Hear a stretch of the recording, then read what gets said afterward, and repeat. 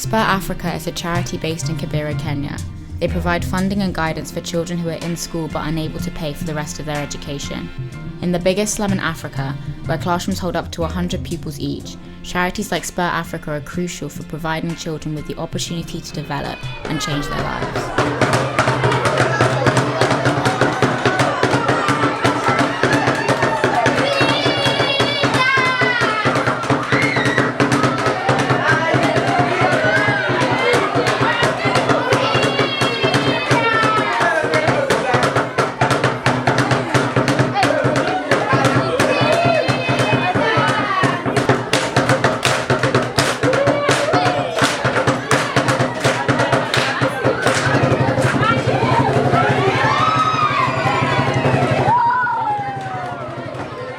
SpurAfrika's office space is in the heart of Kibera.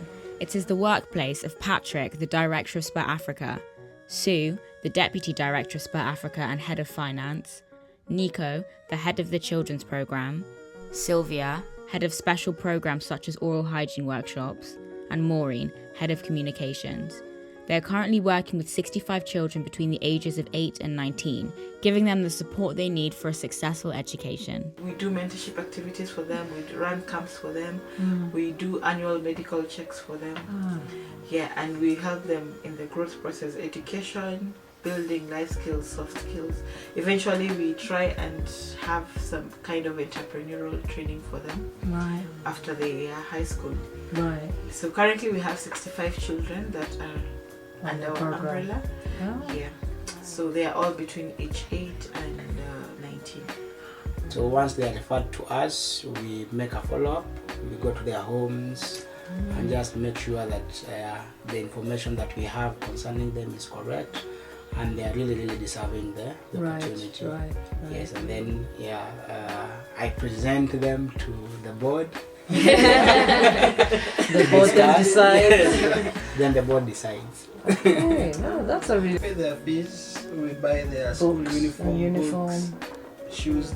So the entire job is to go to school. Right. So far we have 2 who have just completed high school. And so one is currently doing a course and the other one will soon join university. Wow, that's amazing. In September. Sometimes we put them in school and you see that they're trying very hard still to drop out. And Nico has to make sure that every week they're followed up with to make sure that they're in school. You do not just put people in school and hope that you've sorted the problem. Of course not. So we realize that for each individual there's something special that they need. And they all have special gifts that we need to discover before we recruit more. Definitely. Alright, let's go!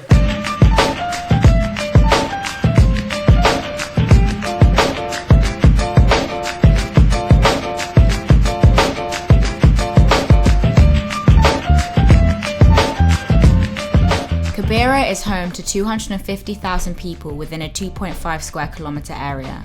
75% of the population are under 18, but this doesn't stop SpurAfrika from achieving their mission of every child receiving an education, regardless of their circumstance. Yes. And over the years they've become favorite school. July, it's your favorite? Yeah, because we have students who have really done so well from here. They've even gone to national school.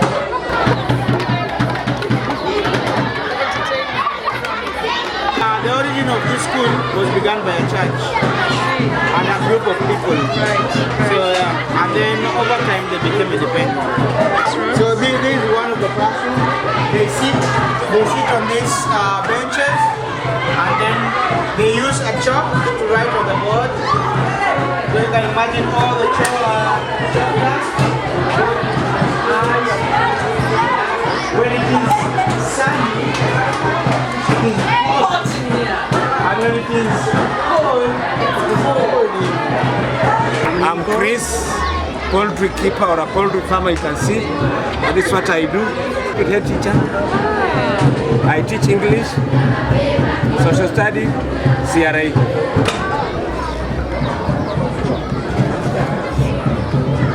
This is our kitchen. a very important room. It is. So this is our oven. modified chico. Okay. We are trying to conserve the environment by using as much little fuel we can use. Okay. So we put some logs here, and the food is put here so that it can be prepared. Okay. So because of the population we are having, we are forced to have two. We are using two of them. Two ovens. Yeah. We give them corns and beans, and sometimes when you get well wishers, we can have something to supplement. Extra. For example, for the last week I've been giving them fruits. You can have at least a banana, mango, carrot, cabbage. Yeah, at least a day if they can be able to get a fruit to supplement on it, because you do it yourself when you have at least a fruit. Yes. But here we have, in our language we call kideri Yani- Kideri. and maize. And maize. Exactly. So that is what we. That's what you call it. And the kideri we are eating, we get from our friends known as World Food Program. Okay. Yeah. So we collect sanitary towels from some of So our that the friends. girls don't need to Yeah, miss so we school. donate to them so to make sure that they stay in school, because some of them miss out because of menstruation period. So yeah, that's what we do. Wow, that's amazing. We're working with 100 girls. Okay, This yeah. year, yeah. And so next week we'll be here issuing some sanitary towels to them. Salamia huyu high five.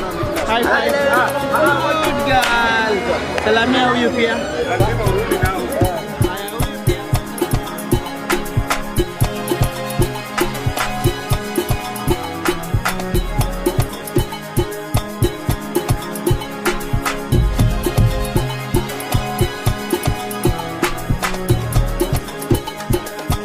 We are trying to raise about 6,000 US to buy a space like this just in the next street. So you have your office. Yeah, so we have already identified the place that we want and we're negotiating. Then we are hoping to do some fundraising because we also want to create a safe space for the children to come to. And we've realized that some of them do their homework outside in the streets at night, which is not safe, especially for girls. Yeah. So we are trying to just buy a space that they can come to anytime. And if they feel unsafe at any one time, they can always come there. And we will rent out a bit of the space to one of the staff members, so that there's always someone there. Or anytime, day or night, if they come, they'll find someone there. Yeah. So for now, for the next few months, we can share the space with Sue. Yeah. And then hopefully, Yeah. No, we'd like to purchase it. then this is done. Yeah. For maybe, I think the lease is about 50 years remaining on it. Oh, okay. Yeah. So in 50 years, it will be someone else's problem, not mine.